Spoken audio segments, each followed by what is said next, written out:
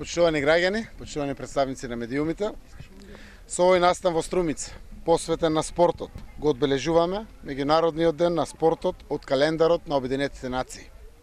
Спортот и физичкото образование се од исклучителна важност за секое општество. Обединетите нации оваа улога на спортот и физичкото образование ја сметаат како клучна за развојот и за мирот.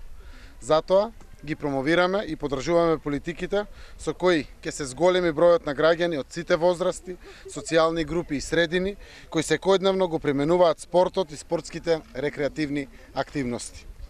Приоритет ставаме на создавање квалитетен систем на спорт во училиштата.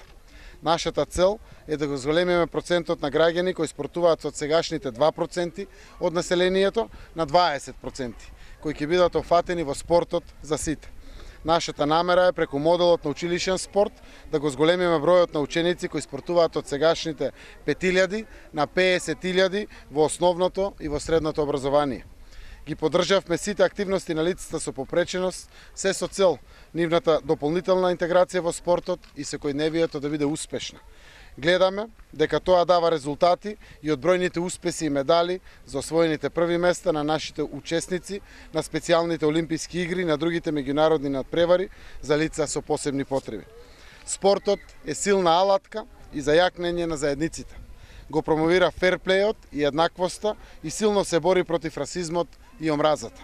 Спортот е универзалниот јазик на мирот и соработката, кои се во основата на одржливиот развој.